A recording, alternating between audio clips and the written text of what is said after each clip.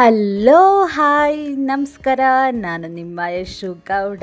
Welcome back to my YouTube channel. ಎಲ್ಲರೂ ಹೇಗಿದ್ದೀರಾ? ಚೆನ್ನಾಗಿದ್ದೀರಾ ಅಂತ ಭಾವಿಸ್ತೀನಿ. ಸೊ ಇವತ್ತು ನಾನು ನಿಮಗೊಂದು ಸ್ಪೆಷಲ್ ಆಗಿರೋ ಸ್ವೀಟ್ ರೆಸಿಪಿನ ಹೇಳ್ಕೊಡ್ತಿದ್ದೀನಿ. ಅದೇನು ಅಂದರೆ ಮಿಲ್ಕ್ ಕೇಕು. ಇದನ್ನು ಮಿಲ್ಕ್ ಪೇಡ ಅಂತಲೂ ಹೇಳ್ತಾರೆ, ಮಿಲ್ಕ್ ಸ್ವೀಟ್ ಅಂತಲೂ ಹೇಳ್ತಾರೆ. ಎಷ್ಟೊಂದು ಥರ ಹೆಸರುಗಳಿದೆ, ಎಲ್ಲನೂ ಒಂದೇ ಥರನೇ ಮಾಡೋದು. ಬಟ್ ಇದಕ್ಕೆ ನಾನು ಮಿಲ್ಕ್ ಕೇಕ್ ಅಂತ ಇಟ್ಟಿದ್ದೀನಿ, ಯಾಕಂದರೆ ನಾನು ಇದನ್ನು ಸ್ವಲ್ಪ ಕೇಕ್ ಥರ ಮಾಡಿಕೊಂಡೆ. ಸ್ವಲ್ಪ ಡಿಫ್ರೆಂಟ್ ಆಗಿರಲಿ ಅಂತ ಕೇಕ್ ಥರ ಮಾಡಿಕೊಂಡೆ.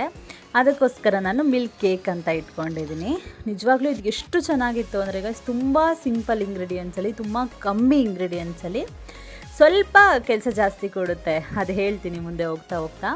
ಸ್ವಲ್ಪ ಒಂಚೂರು ಕೆಲಸ ಜಾಸ್ತಿ ಕೊಡುತ್ತೆ, ಆದರೆ ತುಂಬ ಕಮ್ಮಿ ಇಂಗ್ರೀಡಿಯೆಂಟ್ಸು, ಬೇಗ ಆಗುತ್ತೆ. ಒಂದು ಹಾಫ್ ಆನ್ ಅವರಲ್ಲೆಲ್ಲ ಆಗೋಗುತ್ತೆ. ನಿಜವಾಗ್ಲೂ ತುಂಬ ಚೆನ್ನಾಗಿತ್ತು. ನೋಡಿ, ನಾನು ಕೇಕ್ ಥರ ಕಟ್ ಮಾಡ್ಕೊತಿದ್ದೀನಿ. ಮಿಸ್ ಮಾಡಿದೆ ಇದನ್ನು. ಇವತ್ತು ಸ್ಯಾಟರ್ಡೆ ಅಲ್ವಾ, ಸೊ ಎಲ್ಲರೂ ಮನೇಲಿ ಇರ್ತೀರಾ. ಇದು ಒಂದು ಟ್ರೈ ಮಾಡಿ, ನಿಜವಾಗ್ಲೂ ತುಂಬ ಇಷ್ಟಪಡ್ತೀರಾ. ಯಾವ ಬೇಕ್ರಿಗೆ ಹೋಗಿ ತಿನ್ನಂಗಿಲ್ಲ, ಅಷ್ಟು ಚೆನ್ನಾಗಿರುತ್ತೆ. ಹೇಗೆ ಮಾಡೋದಂತ ಹೇಳ್ತೀನಿ ಬನ್ನಿ. ಫಸ್ಟು ಒಂದು ನಾನ್ ಸ್ಟಿಕ್ ಪ್ಯಾನ್ ತೊಗೊಳ್ಳಿ. ನಾನ್ ಸ್ಟಿಕ್ ದೊಡ್ಡ ಪ್ಯಾನ್ ತೊಗೊಂಡ್ಬಿಟ್ಟು ಅದಕ್ಕೆ ಇಲ್ಲಿ ನಾನು 1.5 ಕಪ್ಪಷ್ಟು ಹಾಲಿನ ಪೌಡರ್ನ ಬಳಸ್ತೀನಿ. ನಿಮ್ಮ ಮನೇಲಿ ಜಾಸ್ತಿ ಇದ್ದರೆ, ಜಾಸ್ತಿ ಜನ ಇದ್ದರೆ ಇನ್ನೂ ಸ್ವಲ್ಪ ಜಾಸ್ತಿನೇ ಬಳಸ್ಕೊಳ್ಳಿ. ಇಲ್ಲಿ ನಾನು 1.5 ಕಪ್ಗೆ ಅಳತೆ ಹೇಳ್ತೀನಿ, ನೋಟ್ ಮಾಡ್ಕೊಳ್ಳಿ. 1.5 ಕಪ್ಪಿಗೆ ಹಾಲಿನ ಪೌಡರ್ಗೆ 1 ಕಪ್ ಹಾಲು ಹಾಕ್ಬಿಟ್ಟು ಒಂದು ಅರ್ಧ ಕಪ್ಪಷ್ಟು ನೀರನ್ನ ಹಾಕ್ಕೊಂಡು ಚೆನ್ನಾಗಿ ಮಿಕ್ಸ್ ಮಾಡ್ಕೊಳ್ಳಿ. ಮಿಕ್ಸ್ ಮಾಡ್ತಾ ಮಾಡ್ತಾ ಮಾಡ್ತಾ ನನಗೆ ಇನ್ನೊಂದು ಸ್ವಲ್ಪ ಹಾಲು, ಇನ್ನೊಂದು ಸ್ವಲ್ಪ ನೀರು ಹಾಕ್ಕೊಳ್ಳೋಣ ಅಂತ ಅನಿಸ್ತು. ಯಾಕಂದರೆ ನಾನು ಮೊದಲೆಲ್ಲ ಅಂದಾಜಲ್ಲಿ ಹಾಕ್ಕೊತಿದ್ದೆ, ಆದರೆ ಬಟ್ ನಿಮ್ಗೆ ಇವಾಗ ಕಪ್ ಪ್ರಕಾರ ತೋರಿಸ್ಬೇಕಲ್ವ, ನಿಮಗೆ ಗೊತ್ತಾಗಬೇಕು. ಅದಕ್ಕೋಸ್ಕರ ನಾನು ಕಲಿಸ್ತಾ ಮತ್ತೆ ನಾನು ಇನ್ನೊಂದು ಅರ್ಧ ಕಪ್ಪಷ್ಟು ನೀರು ಹಾಕ್ಕೊಂಡು ಇನ್ನೊಂದು 1/4 ಕಪ್ಪಷ್ಟು ಹಾಲನ್ನ ಹಾಕ್ಕೊಂಡು ಮಿಕ್ಸ್ ಮಾಡಿಕೊಂಡೆ. ಈ ಥರ ಕನ್ಸಿಸ್ಟೆನ್ಸಿಲಿ ಮಿಕ್ಸ್ ಮಾಡ್ಕೊಳ್ಳಿ, ಆಯಿತಾ? ಯಾಕಂದರೆ ನಾವು ಗಂಟಿರುತ್ತಲ್ಲ, ಗಂಟನ್ನೆಲ್ಲ ಫಸ್ಟೇ ಕ್ಲಿಯರ್ ಮಾಡ್ಕೊಂಡ್ಬಿಡ್ಬೇಕು. ಸ್ಟೌವಲ್ಲಿ ಇಟ್ಕೊಳ್ಳೋಕ್ಕಿಂತ ಮುಂಚೆ ಫಸ್ಟೇ ನಾವು ಈ ಥರ ಮಿಕ್ಸ್ ಮಾಡ್ಕೊಂಡ್ಬಿಡ್ಬೇಕು. ಯಾಕಂದರೆ ನಾವು ಮತ್ತೆ ಸ್ಟವ್ ಮೇಲೆ ಇಟ್ಕೊಂಡು ಇದು ಮಾಡ್ತೀವಿ, ಮಿಕ್ಸ್ ಮಾಡ್ತೀವಿ ಅಂದರೆ ಬೇಗ ಬೇಗ ಗಂಟಾಗಿಬಿಡುತ್ತೆ. ಅದು ನೀಟಾಗಿ ಪರ್ಫೆಕ್ಟಾಗಿ ಬರಲ್ಲ, ಗಂಟು ಬಂದುಬಿಡುತ್ತೆ. ಅದಕ್ಕೆ ನಾವು ಫಸ್ಟೇ ಈ ಥರ ಒಂದು 5 ನಿಮಿಷ ನೀಟಾಗಿ ಗಂಟಿಲ್ದಂಗೆ ಮಿಕ್ಸ್ ಮಾಡ್ಕೊಬೇಕು. ನೋಡಿ, ಈ ಕನ್ಸಿಸ್ಟೆನ್ಸಿಲಿ ಮಿಕ್ಸ್ ಮಾಡ್ಕೊಳ್ಳಿ, ಆಯಿತಾ? ತುಂಬ ಗಟ್ಟಿ ಇದ್ರೂ ಮತ್ತು ಸ್ಟವ್ ಮೇಲೆ ಇಟ್ಟಾಗ ಕಲ್ಸೋಕ್ಕೆ ಕಷ್ಟ ಆಗಿಬಿಡುತ್ತೆ. ಅದಕ್ಕೋಸ್ಕರ ಫಸ್ಟ್ ಈ ಥರ ಕನ್ಸಿಸ್ಟೆನ್ಸಿಲಿ ಮಾಡಿಕೊಂಡು ಆಮೇಲೆ ಸ್ಟವ್ ಮೇಲೆ ಇಟ್ಕೊಳ್ತಾ ನೀವಿಲ್ಲಿ ಮೇನ್ ಕೆಲಸ ಏನು ಮಾಡಬೇಕಂದ್ರೆ, 1 ನಿಮಿಷನೂ ಕೈ ಬಿಡದೆ ಮೀಡಿಯಮ್ ಫ್ಲೇಮಲ್ಲಿ, ತುಂಬ ಲೋ ಫ್ಲೇಮ್ ಏನು ಬೇಡ, ಮೀಡಿಯಮ್ ಫ್ಲೇಮ್ನಲ್ಲಿ ಚೆನ್ನಾಗಿ ಮಿಕ್ಸ್ ಮಾಡ್ತಾಯಿರಿ. ನೋಡಿ, ನಾನು ಮಿಕ್ಸ್ ಮಾಡ್ತಾಯಿದ್ದೀನಿ. ನೋಡಿ, ಆ ಥರ ಚೆನ್ನಾಗಿ ಮಿಕ್ಸ್ ಮಾಡ್ತಾಯಿರಿ. ಇಲ್ಲಿ ಇದೇ ಮೇನ್ ಕೆಲಸ. ಏನು ಅಂದರೆ ಒಂದು ಸ್ವಲ್ಪ ನಿಂತ್ಕೊಂಡು ತಿರುಗಿಸ್ತಾನೆ ಇರಬೇಕು. ಅಂದರೆ ನಾವು ಏನಾದರೂ ಮಾಡಬೇಕಂದ್ರೆ ಸ್ವಲ್ಪ ಶ್ರಮ ಆದರೂ ಪಡಲೇಬೇಕು ಅಲ್ವಾ ಗೈಸ್? ಅಂದರೆ ನಾವು ಈ ಥರ ಶ್ರಮ ಪಟ್ಟರೆ ಅಲ್ವಾ ಚೆನ್ನಾಗಿರೋ ಫುಡ್ ತಿನ್ನೋಕ್ಕಾಗೋದು.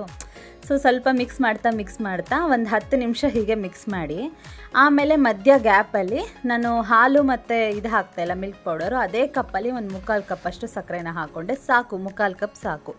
ನೀವು ಸ್ವಲ್ಪ ಎಲ್ಲ ಡಬಲ್ ತೊಗೊತೀರಾ ಅಂದರೆ ಸ್ವಲ್ಪ ಸಕ್ಕರೆ ಒಂದು ಸ್ವಲ್ಪ, ನಾನು ಎಷ್ಟು ತೊಗೊಂಡೆ ಅಷ್ಟು ಡಬಲ್ಲೇ ತೊಗೊಳ್ಳಿ, ಆಯಿತಾ? ಇವಾಗ ನಾನು 1.5 ಕಪ್ ಹಾಲಿನ ಪೌಡರ್ಗೆ ಒಂದು 3/4 ಕಪ್ ಸಕ್ಕರೆ ಸಾಕು.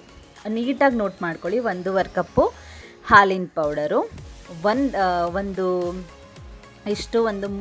1/4 ಕಪ್ಪು ಹಾಲು, ಅದಾದಮೇಲೆ ನೀರು ಬಂದುಬಿಟ್ಟು ಒಂದು 3/4 ಕಪ್ಪಷ್ಟು ನೀರು, ಆಯಿತಾ? 3/4 ಕಪ್ಪಿಲ್ಲ, 1 ಕಪ್ಪಷ್ಟು ನೀರು.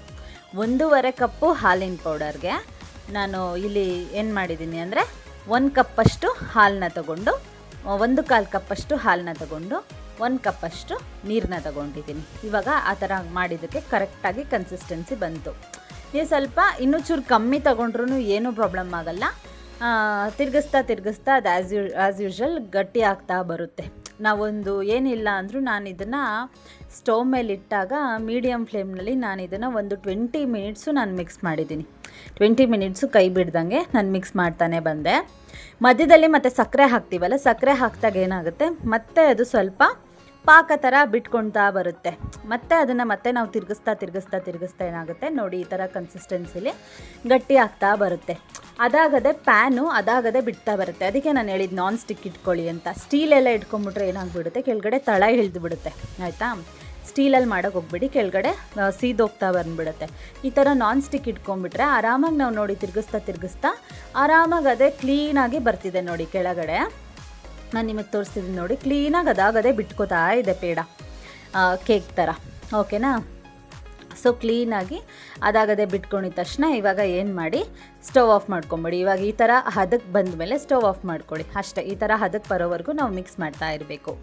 ನೀವು ಪೇಡ ಥರ ಮಾಡ್ಕೊತೀರಾ ಅಂದರೆ ಒಂದು ಪ್ಲೇಟಿಗೆ ತುಪ್ಪ ಸವರ್ಬಿಟ್ಟು ಹಾಕ್ಕೊಂಡು ಆಮೇಲೆ ಕಟ್ ಮಾಡ್ಕೊಬೋದು. ಇಲ್ಲಿ ನಾನು ಕೇಕ್ ಥರ ಮಾಡ್ಕೊತಿದ್ದೀನಲ್ಲ, ಒಂದು ಸಣ್ಣ ಬೌಲಿಗೆ ಮಾಮೂಲಿ ತುಪ್ಪನ ಸವರ್ಕೊಂಡು ಎತ್ತಿಟ್ಕೊಂಡು ಅದಕ್ಕೆ ಈ ಪೇಡನೆಲ್ಲ ಹಾಕ್ಕೊಂಡ್ಬಿಟ್ಟು ಒಂದು 10 ನಿಮಿಷ ಆರಕ್ಕೆ ಇಟ್ಬಿಟ್ಟೆ ನಾನು. ನೀವು ಎಲ್ಲಾದರೂ ಇಡಿ, ಫ್ರಿಜ್ಜಲ್ಲಾದರೂ ಇಡಿ, ಇಲ್ಲಾಂದರೆ ಆಚೆ ಆದರೂ ಇಡಿ, ಎಲ್ಲ ಆರಕ್ಕಿಟ್ರು ಅದು ಬೇಗ ಆರೋಗುತ್ತೆ. ಒಂದು 10ರಿಂದ 15 ನಿಮಿಷಕ್ಕದು ಆರೋಗ್ಬಿಡುತ್ತೆ. ಆಯಿತಾ, ಒಂದು 10ರಿಂದ 15 ನಿಮಿಷ ಆರಕ್ಕೆ ಹಾಗೆ ಬಿಟ್ಬಿಡಿ. ಇದು ಕಂಪ್ಲೀಟಾಗಿ ಆರಿದ ತಕ್ಷಣ ಸೈಡಲ್ಲಿ ಸುಮ್ಮನೆ ಚಾಕುಲಿ ಸೈಡಲ್ಲಿ ಈ ಥರ ಮಾಡಿಬಿಟ್ಟು ಒಂದು ಪ್ಲೇಟಿಗೆ ಮಾಮೂಲಿ ಮಡ್ಚಾಕ್ಕೊಳ್ಳಿ. ಆವಾಗ ನೀಟಾಗಿ ಅದು ಬಂದುಬಿಡುತ್ತೆ, ನೀಟಾಗಿ ಬರುತ್ತೆ, ಏನೂ ಪ್ರಾಬ್ಲಮ್ ಆಗೋಲ್ಲ, ನೀಟಾಗಿ ಬಂದುಬಿಡುತ್ತೆ.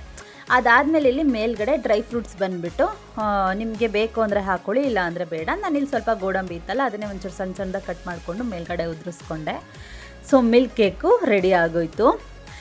ನಿಜ ಇದು ಎಷ್ಟು ಟೇಸ್ಟಿಯಾಗಿರುತ್ತೆ ಅಂದರೆ ಗಾಯ್ಸ್, ಇದನ್ನು ನೀವು ಯಾವ ಶೇಪಲ್ಲಿ ಬೇಕಾದರೂ ಮಾಡ್ಕೊಬೋದು. ಪೇಡ ಶೇಪಲ್ಲಿ ಬೇಕಾದರೂ ಮಾಡ್ಕೊಬೋದು, ಪ್ಲೇಟಿಗೆ ಹಾಕ್ಕೊಂಡು ಕಟ್ ಮಾಡ್ಕೊಬೋದು ನೀವು, ಇಲ್ಲ ಈ ಥರ ಮಾಡ್ಕೊಂಡು ತಿಂತೀನಿ ಅಂದರೂ ಮಾಡ್ಕೊಬೋದು. ನಾನು ಸ್ವಲ್ಪ ಆವಾಗೆಲ್ಲ ಮೊದಲೆಲ್ಲ ಮಾಡ್ತಿದ್ದೆ ಇದನ್ನು ಜಾಸ್ತಿ, ಪೇಡ ಥರ ಎಲ್ಲ ಮಾಡ್ಕೊಂಡಿದ್ದೀನಿ. ನಾನು ಇದನ್ನು ಒಂದು ಸತಿ ಟ್ರೈ ಮಾಡೋಣ ಅಂತ ಮಾಡಿದೆ ಅಷ್ಟೇ. ನಿಜವಾಗ್ಲೂ ತುಂಬ ಚೆನ್ನಾಗಿತ್ತು, ಮಿಸ್ ಮಾಡಿದೆ, ಒಂದು ಸತಿ ಟ್ರೈ ಮಾಡಿ. ನೆಕ್ಸ್ಟು ನಾನು ಈ ಥರ ಬರೀ ಹಾಲಲ್ಲಿ ತೋರಿಸೋಣ ಅಂತ ಇದ್ದೀನಿ, ಅದನ್ನು ಕೂಡ ಟ್ರೈ ಮಾಡಿ ನಿಮಗೆ ತೋರಿಸ್ತೀನಿ. ಸಕ್ಕತ್ತಾಗಿರುತ್ತೆ, ಮಿಸ್ ಮಾಡಿದೆ, ಒಂದು ಸರಿ ಟ್ರೈ ಮಾಡಿ ಆಯಿತಾ. ಸೊ ಈ ವಿಡಿಯೋ ನಿಮಗೆ ಇಷ್ಟ ಆಗಿದೆ ದಯವಿಟ್ಟು ಲೈಕ್ ಮಾಡಿ, ಶೇರ್ ಮಾಡಿ, ಕಮೆಂಟ್ ಮಾಡಿ, ಸಬ್ಸ್ಕ್ರೈಬ್ ಮಾಡ್ಕೊಳ್ಳಿ, ಹೀಗೆ ನನಗೆ ಸಪೋರ್ಟ್ ಮಾಡಿ.